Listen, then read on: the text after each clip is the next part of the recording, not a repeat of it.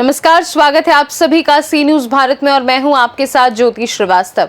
उत्तर प्रदेश के कन्नौज जिले में एक प्रेमी ने प्रेमिका की हत्या करने के बाद खुदकुशी कर ली। इस घटना से पूरे इलाके में हड़कंप मच गया है। बताया जा रहा है कि युवक ने प्रेमिका की हत्या गोली मारकर की और उसके बाद खुद को भी गोली मार ली। हैरान कर देने वाली बात यह है कि इस घटना के एक दिन पहले ही पंचायत ने युवक को युवती को परेशान न करने की बात की थी। हत्या और आत्महत्या की सूचना मिलते ही पुलिस मौके पर पहुंची और दोनों शवों को जब्त किया है। पुलिस ने शव को पोस्टमार्टम के लिए भेज दिया है। मामले की जांच शुरू कर दी गई है। देखिए ये रिपोर्ट। उत्तर प्रदेश के कन्नौज जिले में पिता की लाइसेंसी बंदूक से युवक ने पहले प्रेमिका को गोली मारी। इसके बाद वहां से 20 मीटर दूर खुद को भी गोली मार ली। दोनों की मौके पर ही मौत हो गई। युवक पड़ोस के गांव का रहने वाला था और 3 साल से उसका प्रेम प्रसंग चल रहा था। सुबह 3 बजे उसने इस वारदात को अंजाम दिया, जिस इलाके में सनसनी फैल गई। सौरिक थाना इलाके के कुठला गांव निवासी देवांशु का पड़ोस के गांव सुल्तानपुर की युवती दीप्ति से 3 साल से प्रेम प्रसंग चल रहा था। लड़की के परिवार वालों को जब जानकारी हुई तो उन्होंने 15 दिन पहले उसकी शादी औरैया जिले के एरवा कटरा थाना इलाके के ग्राम चिट्ठा में शादी तय कर दी। जिस लड़के से शादी तय हुई वह तालग्राम कस्बे में क्लिनिक संचालित करता है। देवांशु ने तालग्राम जाकर लड़के को धमकाया और दीप्ति से शादी न करने के लिए कहा। इस पर लड़के ने दीप्ति के पिता को घटनाक्रम के बारे में बताया। रविवार को पड़ोस के गांव नगला भंजू में दोनों परिवारों के बीच पंचायत हुई, जिसमें देवांशु ने दीप्ति से सारे संबंध खत्म करने की बात कही थी। पंचायत में वह लड़का भी मौजूद था जिसके साथ दीप्ति की शादी तय हुई थी। सोमवार को तड़के 3 बजे देवांशु अपने पिता की 12 बोर की लाइसेंसी बंदूक लेकर चुपचाप सुल्तानपुर गया और छत पर छोटी बहन के साथ सो रही दीप्ति के माथे पर नली सटाकर गोली मार दी और भाग गया। इसके बाद उसके घर से केवल 20 मीटर दूर तालाब के किनारे खुद को भी गोली मार ली। घटना में दोनों की मौत हो गई। घटनास्थल पर लोगों की भारी भीड़ लग गई है।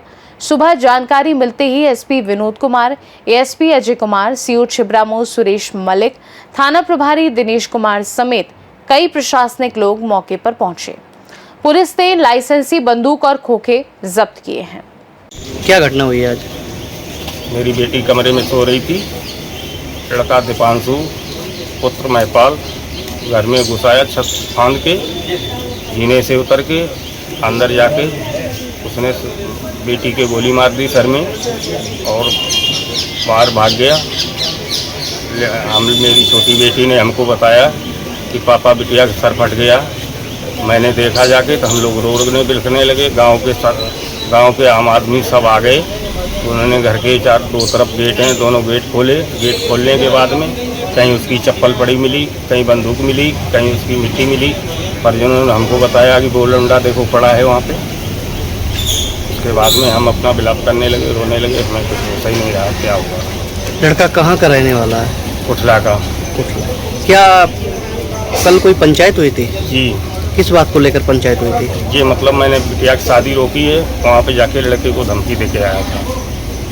कौन दे के आया धमकी? यही लड़का दीपांशु। क्या प्रेम प्रसंग? उसके साथ अज्ञात 2 लड़के और थे। कोई प्रेम प्रसंग लेकर? हमको कुछ कहानी नहीं मालूम है। लड़की की शादी कहाँ रोकी थी? चिट्ठा गाँव में। क्या नाम है आपका? मेरा नाम अशोक कुमार है। कहाँ के रहने वाले? सुल्तानपुर। थाना सौरिक। सर ये किस तरह की घटना है? देखिए, थाना सौरिक में आज सुबह करीब 3:45 बजे एक सूचना प्राप्त हुई थी कि सुल्तानपुर गांव में एक 21 वर्षीय लड़की की हत्या कर दी गई है, जिसमें थाना सौरिक पुलिस तत्काल मौके पर पहुंची। वहां पता चला कि उस लड़की की हत्या करने के बाद बगल के कुठला गांव का देवांशु है, जो करीब 24-25 साल का है, उसने पहले लड़की को गोली मारी और इसके बाद स्वयं को गोली मार करके आत्महत्या कर ली है। और जो असलहा जिससे ये घटना हुई है वो उसके पिता, देवांशु के पिता महिपाल, जो पूर्व फौजी है, उसके नाम से रजिस्टर्ड है। इसके संबंध में ये पता चला है कि इस लड़के से, उस लड़की से बातचीत होती थी और लड़की की शादी अभी 15 दिन पूर्व ही तय हुई थी। और उसमें ये जहाँ पर शादी तय हुई थी वहाँ पर ये उस लड़के को मना कर रहा था। इस संबंध में कल एक पंचायत भी हुई थी जिसमें उसने माफ़ी मांगी थी और इस बात का आश्वासन दिया था कि वो अब बीच में बाधा नहीं बनेगा और ये लड़की की अपनी शादी करे।